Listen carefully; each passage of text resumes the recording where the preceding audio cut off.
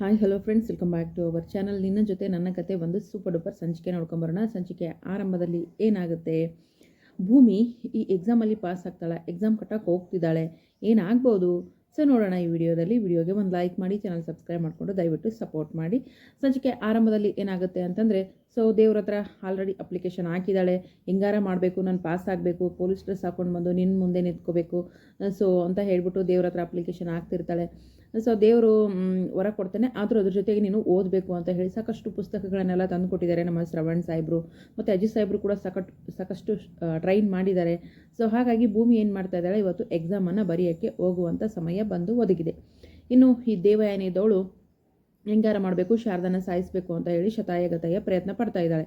ಈ ಕಡೆ ಸಂಗೀತಮ್ಮನಿಗೆ ಪದೇ ಪದೇ ಪದೇ ಪದೇ ಅಜಿತ್ ಮತ್ತು ಭೂಮಿ ಮೇಲೆ ಅನುಮಾನಗಳು ಬರ್ತಾನೇ ಇರುತ್ತೆ.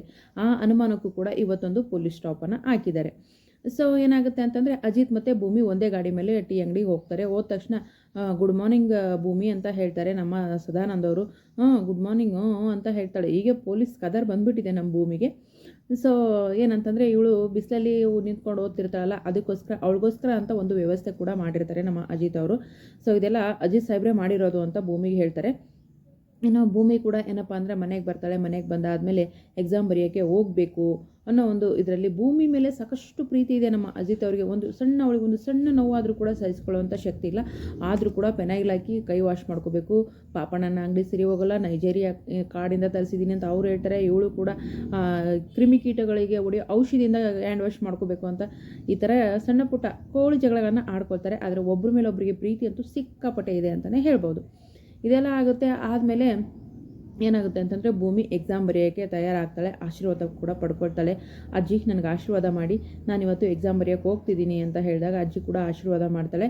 ಸೊ ಈ ಕಡೆ ದೊಡ್ಡ ಸಾಹೇಬ್ರೆ ಇದು ಶಾರದಮ್ಮ ನೀವು ಕೂಡ ಆಶೀರ್ವಾದ ಮಾಡಿ ಅಂತ ಹೇಳಿದ ತಕ್ಷಣ, ಆಯಿತು ಮಗಳೇ, ಚೆನ್ನಾಗಿ ಬರೆದು ಗೆದ್ದು ಬಾ ಅಂತ ಹೇಳ್ತಾರೆ. ಇನ್ನು ಸಂಗೀತನಿಗೆ ಅತ್ತೆ ಮಾವ ನೀವು ಆಶೀರ್ವಾದ ಮಾಡಿ ಅಂತ ಅತ್ತೆ ಮಾವನಿಗೆ ಕಾಲು ಬೀಳಕ್ಕೆ ಹೋಗ್ತಾಳೆ. ಅವರು ಕೂಡ ಆಶೀರ್ವಾದ ಮಾಡ್ತಾರೆ. ಸಂಗೀತ ಹೇಳ್ತಾಳೆ, ನೀನು ಏನು ಓದಿದೆಯಾ ಅದೇ ಎಕ್ಸಾಮ್ ಪೇಪರಲ್ಲಿ ಬರಲಿ, ನೀನು ಏನು ಓದಿರ್ತೀಯಾ ನಿನಗೆ ಅದೇ ನೆನಪಾಗಲಿ ಅಂತ ಎಲ್ಲ ಈ ರೀತಿ ಹೇಳ್ತಾಳೆ.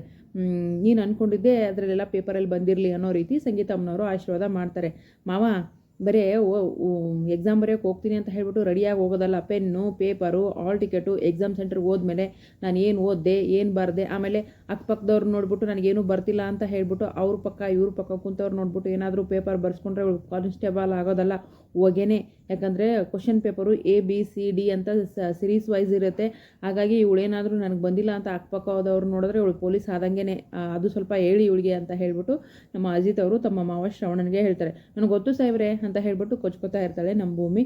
ಅಂತೂ ಇಂತೂ ಎಲ್ಲರ ಆಶೀರ್ವಾದನ ಪಡ್ಕೊಂಡು ಎಕ್ಸಾಮ್ ಬರೆಯೋಕ್ಕೆ ಹೋಗ್ತಿದ್ದಾರೆ. ಎಕ್ಸಾಮ್ ಬರೆಯೋಕ್ಕೆ ಹೋಗುವಂಥ ಪ್ರತಿ ಸಂದರ್ಭದಲ್ಲೂ ಕೂಡ ಭೂಮಿಗೆ ತೊಂದರೆಗಳು ಆಗ್ತಾನೆ ಇರುತ್ತೆ. ಭಗವಂತ ಈ ಸಾರಿ ಯಾವುದೇ ತೊಂದರೆ ಆಗಬಾರ್ದು ಅಂತ ದೇವ್ರ ಹತ್ರ ಬೇಡ್ಕೊಂಡು ಹೋಗಿದ್ದಾಳೆ. ಆದರೆ ಇಲ್ಲಿ ಒಂದು ತೊಂದರೆನೂ ಆಗುತ್ತೆ. ಏನಂತಂದರೆ, ಈ ಸಂಗೀತಮ್ಮ ಮತ್ತು ಈ ಶಾರದಮ್ಮ ಮತ್ತು ನಮ್ಮ ಶ್ರವಣ್ ಸಾಹೇಬರು ಆಚೆ ಹೋಗಿರ್ತಾರೆ.